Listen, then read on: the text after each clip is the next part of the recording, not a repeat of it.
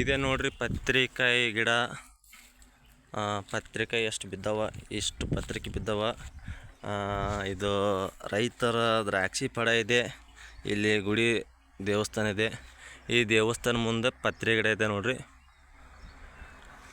ಪತ್ರಿಕಾಯಿ ಲೆಕ್ಕಿಲ್ಲ ಬಿದ್ದಾವ. ಇಷ್ಟೊಂದು ಪತ್ರಿಕೆ ಬಿದ್ದರೆ ನಾ ಹುಡುಕಾಡ್ತಿದ್ದೆ ಪತ್ರಿಕಾಯಿ ಎಲ್ಲಿ ಸಿಗ್ತಾವ ಏನು ಅಂತೇಳಿ. ನೋಡ್ರಿ ಪತ್ರಿಕಾಯಿ ಮಳೆನೇ ಸುರಿದೆ. ಇಷ್ಟೊಂದು ಪತ್ರಿಕೆ ಬಿದ್ದಾವ. ಇದು ರೈತರಿಗೆ ಎಷ್ಟು ಯೂಸ್ಫುಲ್ ಅಂತ, ರೈತರಿಗೆ ಸಾಕಷ್ಟು ಇದರಲ್ಲಿ ಯೂಸ್ಫುಲ್ ಇದೆ. ಆದರೂ ಕೂಡ ರೈತರಿಗೆ ಯಾಕೆ ರೈತರು ಯೂಸ್ ಮಾಡ್ತಾ ಇಲ್ಲ ಅನ್ನೋದು ನಮಗೆ ಗೊತ್ತಾಗ್ತಾಯಿಲ್ಲ. ಇಷ್ಟು ಲಾಭವೂ ಇದರಲ್ಲಿ, ಇಷ್ಟೊಂದು ಲಾಭ ಇದೆ ಇದರಲ್ಲಿ ಪತ್ರಿಕಾಯಲ್ಲಿ.